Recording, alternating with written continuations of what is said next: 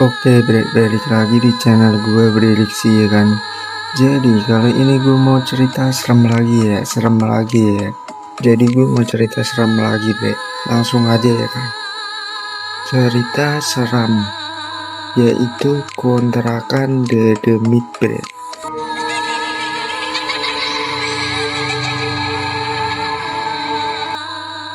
Yang di Bogor, dihuni satu keluarga. Jadi di pinggiran Bogor, dekat pohon bambu, berdiri sebuah kontrakan tua bercat hijau kusam bre. Atapnya udah berkarat, jadi udah kagak terlalu terurus lah. Temboknya udah lembab bre, dan halaman depannya dipenuhi rumput bre. Rumput liar, jadi rumput liarnya tuh udah tinggi bre. Selutut orang sekitar menyebut tempat itu kontrakan Dedemit. Sudah bertahun-tahun rumah itu kosong bre. Bukan karena jelek, sewanya murah bre, tapi setiap penghuni yang tinggal di sana selalu pergi mendadak bre. Kagak tahu, enggak betah deh, tiba-tiba enggak betah. Ada yang bilang anaknya sakit terus. Ada yang mengaku mendengar suara perempuan nangis deh tengah malam.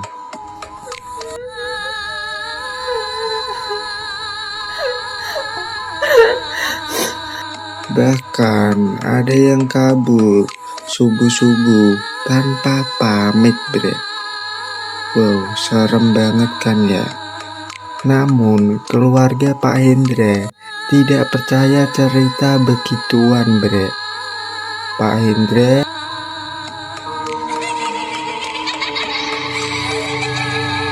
baru pindah kerja ke Bogor.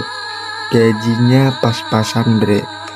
Setelah berhari-hari mencari tempat tinggal murah kan, ia tidak menemukan kontrakan yang murah bre. Dan alhasil Pak Hendra dia ngontrak di kontrakan Dedemit itu bre, yang ada di Bogor. Yang penting bisa buat tinggal bre, kata Pak Hendra. Dan alhasil mereka pindah bertiga bre, bersama anak semata wayangnya mereka bre, yaitu Rian, umur 10 tahun bre.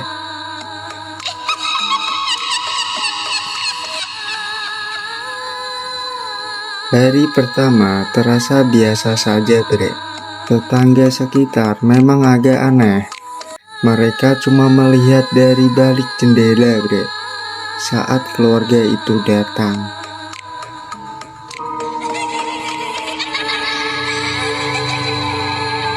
Tidak ada yang membantu angkat barang bre. Bahkan ibu-ibu yang biasa nongkrong di warung langsung diam bre, anehnya bre.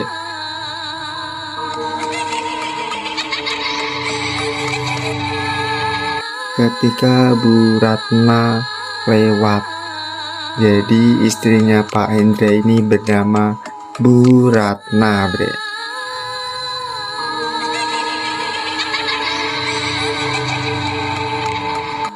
Seorang ibu rumah tangga, pengertian dan sayang banget dengan anaknya bre, yang bernama si Rian. Malam pertama hujan turun deras bre. Angin membuat pohon bambu di belakang kontrakan bergesekan bre, menghasilkan suara. Rian yang tidur di kamar belakang tiba-tiba keluar bre, sambil membawa bantal. "Mah, aku takut." "Takut apa? Di lemari ada yang ketuk-ketuk," kata si Rian bre. Ada yang ngetok-ngetok di lemari.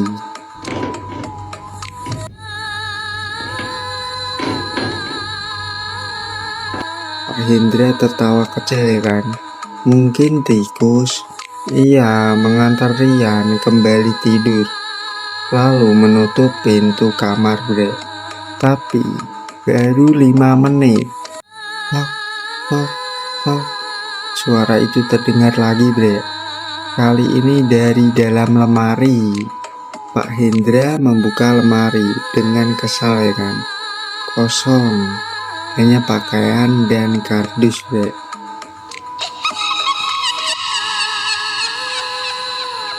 Namun saat pintu lemari ditutup, terdengar suara lirih bre, tepat di belakang telinganya.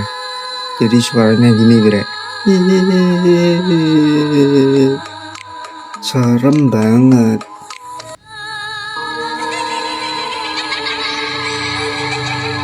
Pak Hendra langsung menoleh bre. Tidak ada siapa-siapa. Ia mulai merinding bre. Besok paginya Bu Ratna sedang menyapu ketika seorang nenek tetangga ya kan menghampirinya di pagar, bilang gini bre, baru pindah ya? Iya nek. Nenek itu menatap kontrakan lama sekali bre, sebelum berbisik-bisik pelan, kalau malam jangan buka pintu belakang ya. Bu Ratna langsung bingung bre, kenapa nek? Tapi nenek itu malah pergi tanpa menjawab. Serem banget ya. Apakah nungguin ya? Malam kedua lebih aneh. Jam 1 dini hari ya kan, terdengar suara langkah kaki di atap bre.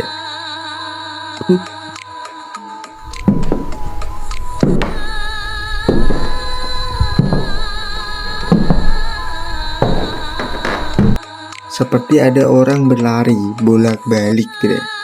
Pak Hendra keluar membawa sapu bre. Siapa di atas? Suara langkah langsung berhenti bre. Langsung berhenti sunyi bre. Lalu tuk tuk tuk. Kini suara itu bukan di atap lagi bre, tapi di plafon, tepat di atas kepalanya mereka bre. Rian mulai menangis ya kan. Lampu ruang tamu berkedip-kedip bre, berkedip-kedip sendiri.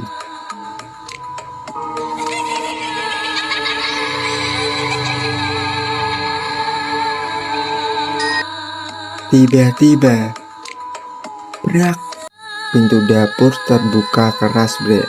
Angin dingin masuk bersama bau tanah basah, seperti kuburan habis hujan bre. Wow, serem banget. Bu Ratna melihat sesuatu berdiri di pintu belakang bre.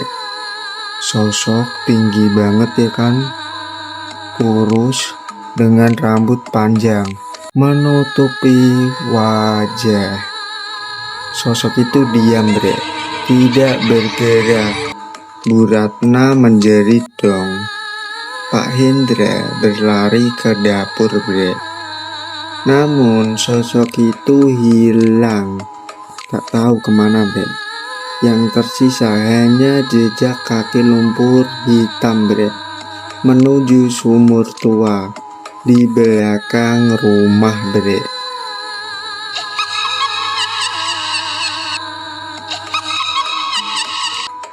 Besoknya Pak Hendra mulai bertanya ke warga bre.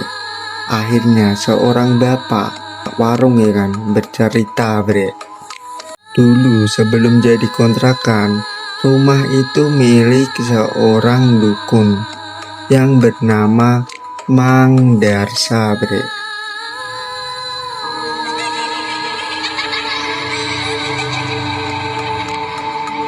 Katanya ia sering melakukan ritual aneh bre di sumur belakang.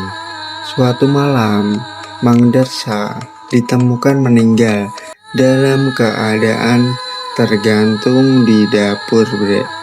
Wow, seram banget. Sejak itu rumah tersebut sering terdengar suara orang tertawa bre, pas malam-malam. Jadi pas malam ya kan, ada terdengar suara orang tertawa bre. Ih, mengerikan ya kan. Pak Hendra mulai tidak tenang. Namun mereka belum punya uang untuk pindah, bre. Jadi belum ada uang lah untuk mencari kontrakan lain lagi. Belum ada uang Pak Hendranya, bre. Malam keempat menjadi awal teror sebenarnya, bre. Rian demam tinggi sambil mengigau, bre. Jangan ajak aku ke sumur, bilang gitu, bre, si Rian, bre. Dia mengigau, bilang gitu, bre. Wow. Bu Ratna panik. Tiba-tiba Rian membuka mata lebar-lebar, bre.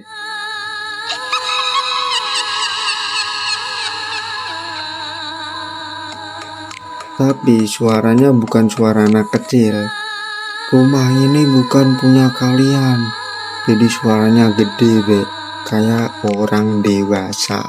Ih, menyeramkan ya kan. Jadi yang di tubuh Rian itu bukan Rian, bre. Tapi penghuni dedemit yang ada di situ, bre. Lalu lampu mati total, bre. Gelap gulita, bre. Hanya suara hujan dan napas mereka terdengar, bre. Kemudian krek, pintu kamar terbuka sendiri, bre.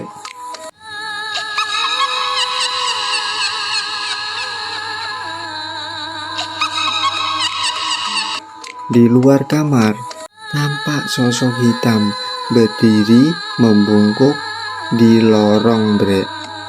Tangannya panjang menyentuh lantai.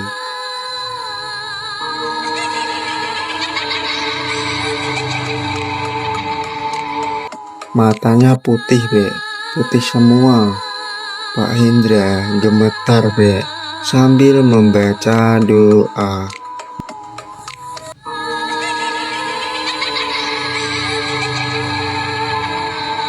Dan sosok itu perlahan merangkak mendekat, bre. Krek, krek.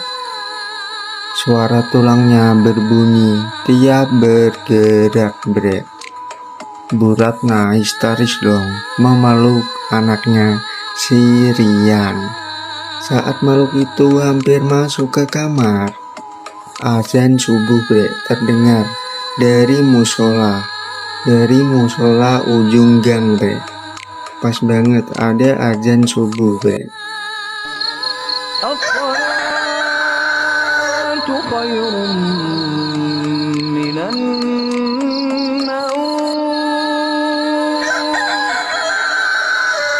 As-salatu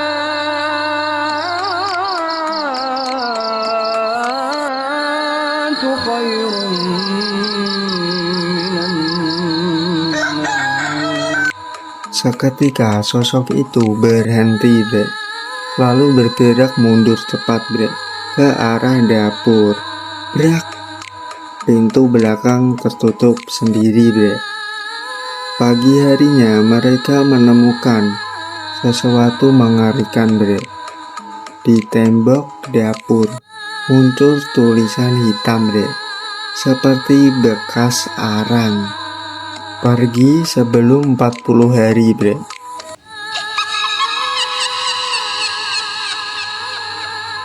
Pak Hendra akhirnya memutuskan, bre, pindah secepatnya. Tetapi tidak mudah, bre. Setiap kali mau keluar rumah malam hari, bre, mesin motor mati sendiri, bre. Aneh kan?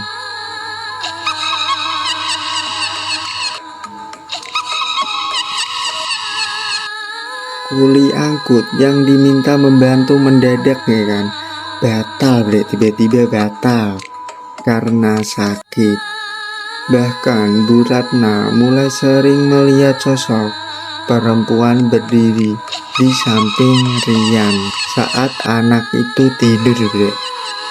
Hari ke-12, ya kan, terjadi kejadian paling menyeramkan, bre. Sekitar jam 2 malam, ya kan, suara orang mengetuk pintu depan, bre. Tok, tok, tok. sampai 3 kali bre.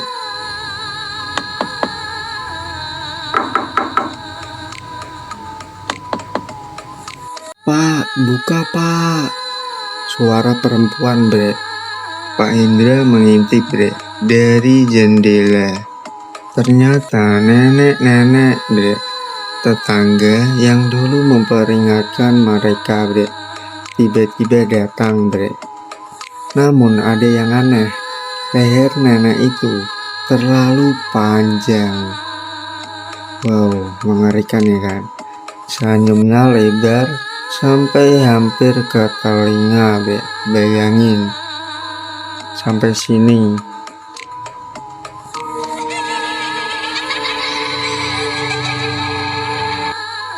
Matanya hitam kosong. Buka pintunya. Suara itu berubah berat dan menggema. Jadi suara nenek itu berat dan tiba-tiba menggema bre. Aneh banget. Pak Hendra langsung mundur ketakutan bre. Teriak. Pintu depan digedor keras berkali-kali bre. Seluruh rumah bergetar. Rian menutup telinga sambil menangis bre. Lalu mendadak semua berhenti sunyi total bre. Tiba-tiba tuh berhenti suara yang ada di rumah tersebut bre. Ketika subuh tiba ya kan, dan pintu dibuka, tidak ada siapa-siapa, hanyalah tanah basah dan bekas telapak kaki hitam bre.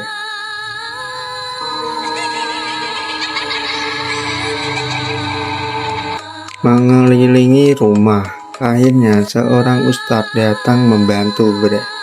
Ia membaca doa ya kan di setiap ruangan ya kan.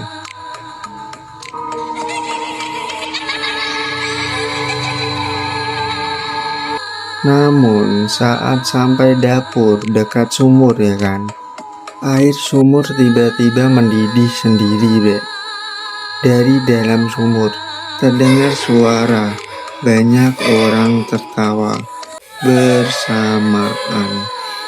Wow, ngeri banget ya kan, serem ya kan. Jadi suaranya gini bre, kayak ketawa gitu bre, tapi bersamaan. Ustadz itu langsung pucat bre. Ini bukan gangguan biasa, katanya bre. Ustadznya bilang gitu. Malam itu juga keluarga Pak Hendra kabur bre, meninggalkan kontrakan dengan barang seadanya. Jadi barang yang lain ada yang ditinggal bre di kontrakan tersebut. Anehnya saat mereka keluar gang ya kan, suasana langsung terasa ringan bre. Rian yang selama ini demam ya kan, mendadak sembuh. Aneh banget ya kan. Beberapa bulan kemudian kontrakan itu kosong lagi bre. Rumput makin tinggi, cat makin mengelupas. Namun warga sekitar kadang masih melihat lampu dapurnya bre menyala sendiri tengah malam.